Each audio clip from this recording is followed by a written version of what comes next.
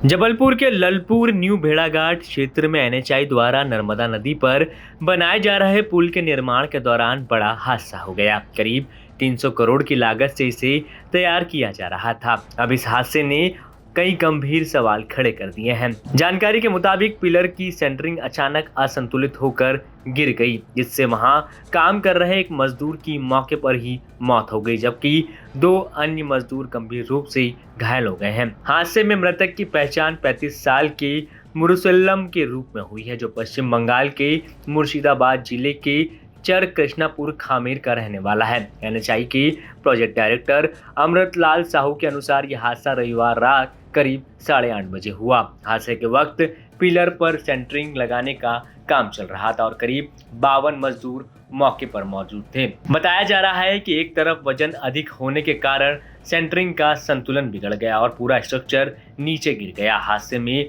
22 साल के रसल और 21 साल के राजेश्वर सिंह गंभीर रूप से घायल हो गए। दोनों को उपचार के लिए मेडिकल कॉलेज अस्पताल में भर्ती कराया गया है। हमारे क्षेत्र में ननपुर गांव में नर्मदा मैया जी के ऊपर एक ब्रिज बनाया जा रहा था, जहां पर एक पिलर खड़ा किया जा रहा था। सेंटिंग का कार्य हो रहा था। कुल 22 मजदूर वहां पे काम कर रहे थे, जिसमें 3 घायल हो गए हैं। एक की डेथ हो गई है। एसके मुरसलीम निवासी पश्चिम बंगाल, मर्ग कायम करके मामला विवेचना में लिया गया है। इधर एनएचआई अधिकारी अमृतलाल साहू के मुताबिक दिल्ली से टीम आकर जांच करेगी कि आखिर हादसे की वजह क्या रही है। उनके मुताबिक ये पुल 1.2 किलोमीटर लंबा बन रहा है। ऐसे में निर्माण के वक्त यह हादसा कई गंभीर सवाल एनकेसी कंपनी पर खड़ा कर रहा है। इधर वर्गीय विधायक नीरज सिंह ने मांग की है कि मृतक के परिजनों को उचित कंपनसेशन दिया जाना चाहिए, साथ ही दोषियों पर कड़ी कार्रवाई होनी चाहिए। प्रथम दृष्टया जो देखने से समझ में आता है कि कंपनी के चाहे साइट इंजीनियर हों, चाहे सेफ्टी ऑफिसर हों, प्रोजेक्ट मैनेजर हों या एनएचएआई के इंजीनियर हों, इनकी नेग्लिजेंस दिख रही है और उस नेग्लिजेंस का उन पर केस बनना चाहिए और एक जो मृतक है उसको building and other construction materials act होता है, उसके तहत प्रॉपर उचित कॉम्पनसेशन दिया जाना चाहिए। ज़रूरत पड़े तो उनके एक किसी परिजन को भी यहाँ कार्य दिया जाना चाहिए। उनकी स्कूलिंग से लेके सारी फैसिलिटीज़ उस एक्ट के अंतर्गत बताई गई। उसके तहत हमने इनको कल सुबह तक का समय भी दिया। हम एक लिखित आवेदन भी हमारे मंडल अध्यक्ष और सारे उपस्थित जन सरपंच वगैरह मिल के एक आवेदन एसडीएम और टीआई को देंगे। जांच हो, जांच के आधार पर जो भी दोषी पाया जाए उन पे कार्रवाई होना चाहिए।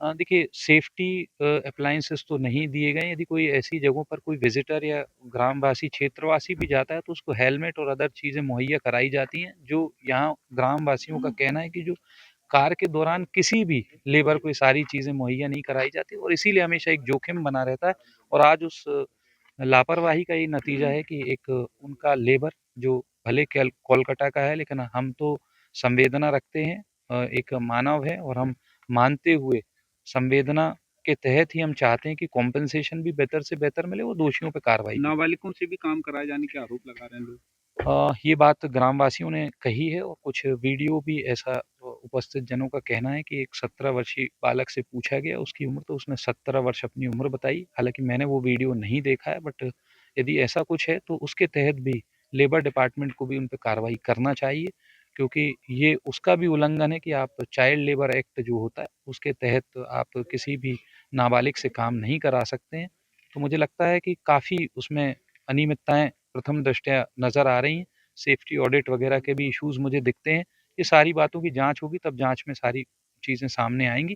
लेकिन हम तो यही चाहेंगे कि उन पे कार्रवाई होना चाहिए, सख्त से सख्त कार्रवाई भी हो और कॉम्पेंसेशन भी मिले। फिलहाल हादसे के कारणों की जांच की जा रही है। प्रारंभिक जांच में पिलर की सेंटरिंग के असंतुलित होने को हादसे की वजह बताया जा रहा है। देखना होगा दिल्ली से कब टीम आएगी और कब दोषियों पर कार्रवाई होगी। ये भी बता दें कि पुल का निर्माण कर रही एनकेसी कंपनी पर पहले भी कई गंभीर आरोप लग चुके हैं। जबलपुर से धीरज शाह की रिपोर्ट एमपी तक।